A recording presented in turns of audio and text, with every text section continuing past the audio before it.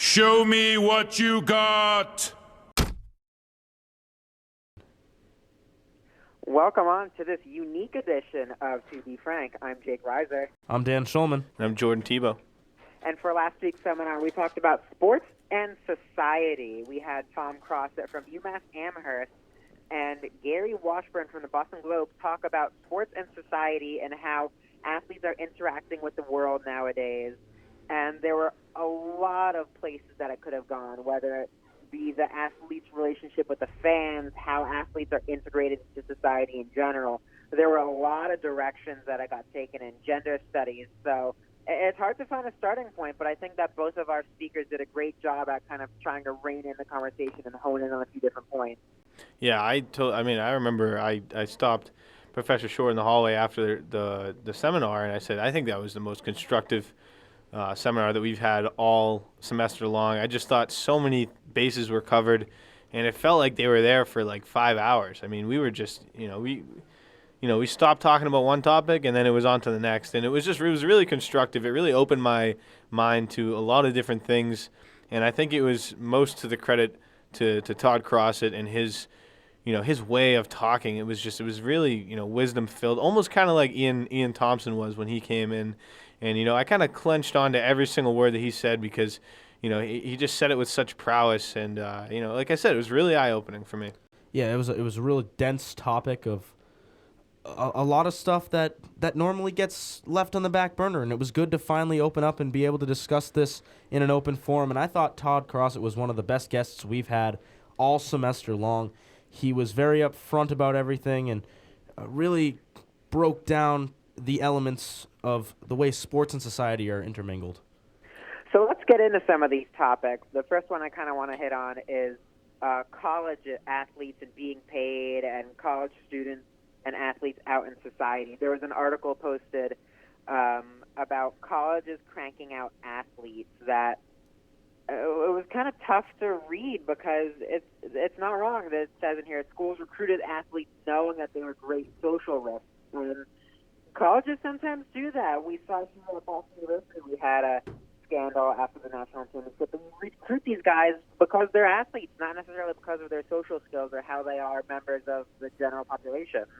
Yeah, I can recall a John Oliver Last Week Tonight episode where he discussed the way the NCAA treats student athletes, and the universities view those athletes simply as athletes, not as students, and it's unfortunate the way that they are treated. I'm not sure if pay to play is the best solution, but there definitely needs to be some sort of change in the way that student athletes are treated by the NCAA and NCAA member schools. Well, it's such a huge issue, and I think it's going to continue to be a huge issue until something happens, until they reach a verdict. And do you pay him? Do you not? It's just there's so much that goes into it. But I was just talking to a BU track coach over at the TTC. I was doing a live report for Frank's class, and I was just talking to him about how BC athletics has just gone downhill in terms of their football team, their basketball team, and I think it really has to do with recruiting.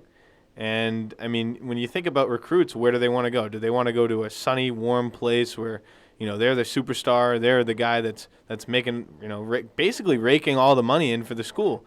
And at BC, it's not really like that. It's a harder school. It's a harder school to get into for normal people to, who don't have that athletic skill. And you're not going to get as good of recruits because, it's in, the middle of Chestnut Hill. It's not, it's not sunny Florida.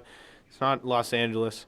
It's not Texas. It's not one of those beautiful, schools where all the money is going. It's coming from the school, coming from the sports teams, and that it gets reciprocated into the beautiful establishments that they have. So, I mean, it really is a lot to do with recruiting, and like I said, it's going to go on until something happens, and whatever happens, I still don't know that pay for play is the right answer because there's just so many things that go into it.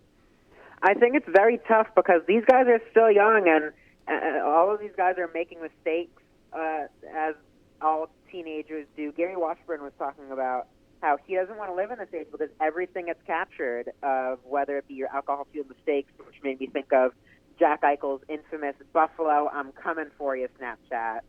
But I think it's a very tough situation because all of these guys are making stupid mistakes like every teenager does.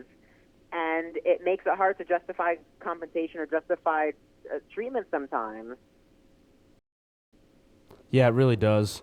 And I touch on a point that I think Frank mentioned in his blog post, as well as Todd talking about, is that they're not role models, and they shouldn't have the pressure to feel as if they are a role model. I know players do look up to them, but athletes are people just like you, me, and Jordan.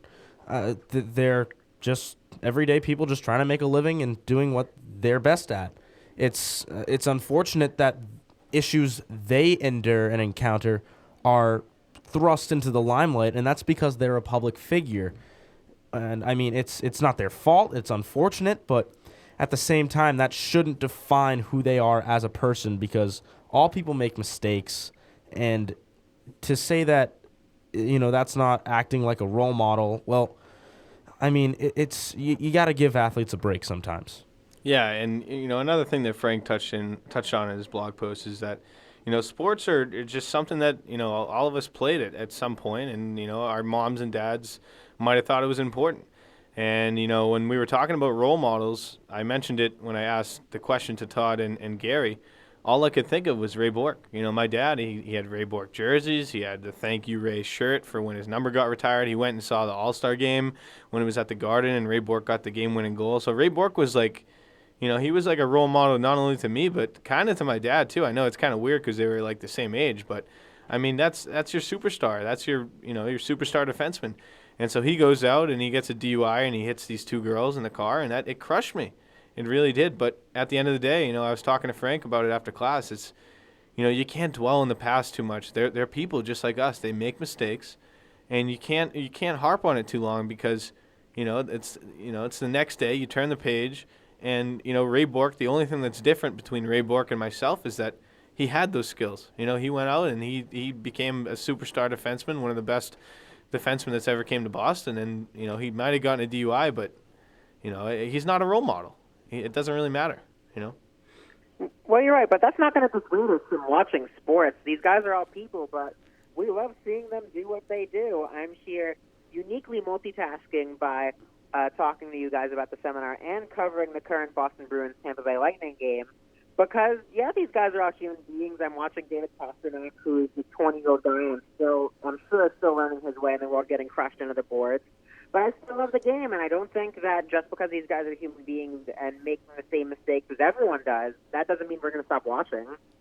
No, it doesn't. And, for a player like Joe Mixon, who Todd also brought up during the seminar, as well as Gary talking about him, a player like him who made a mistake when he was 18 years old by assaulting a woman at a bar, that is going to live with him forever.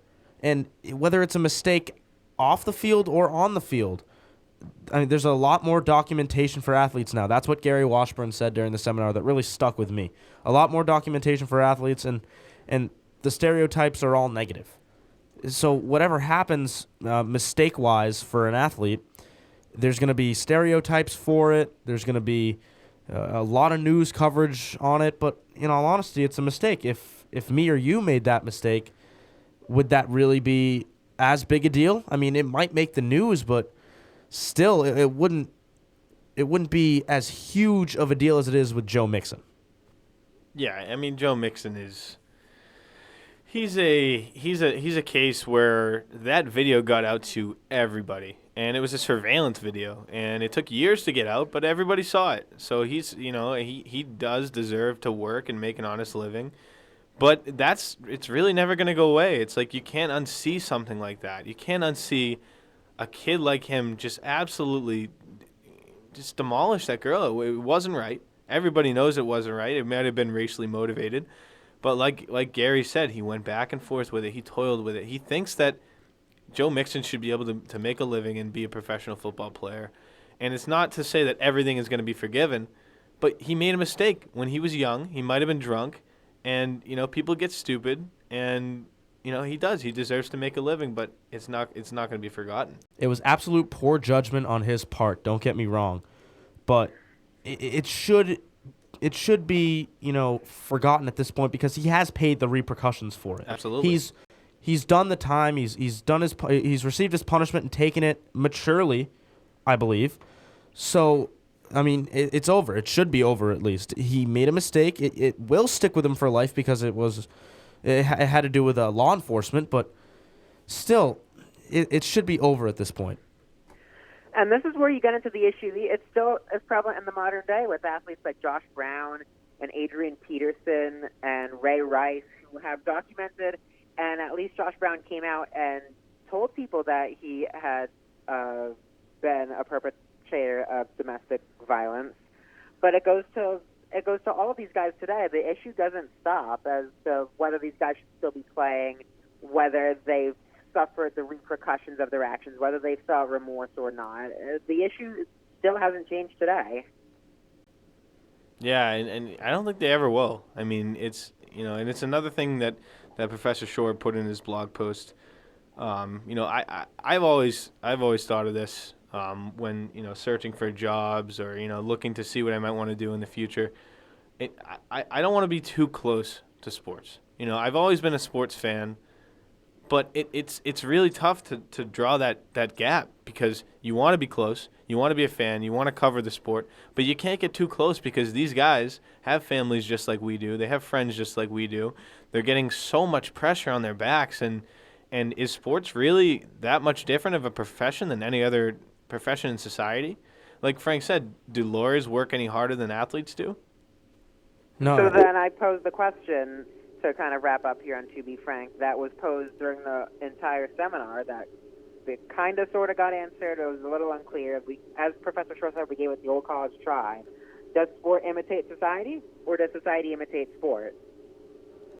Well, I'm not sure you could say either's correct, but I do believe that sports plays a huge role in society as a whole, because you take a look at sports. It is one of the biggest events in all of society. It draws the world together. Every 4 years when there's another World Cup, the world stops for a month and just appreciates sports and admires sports. It's just such a big thing that draws us together and has such an importance on life that, without it, honestly, I feel like the world might be a very different, much worse off place than it is with sports. So whether society has an impact on the way sports are played and the way sports are viewed, I mean, I think so, but it's not as significant as the impact sports has on society.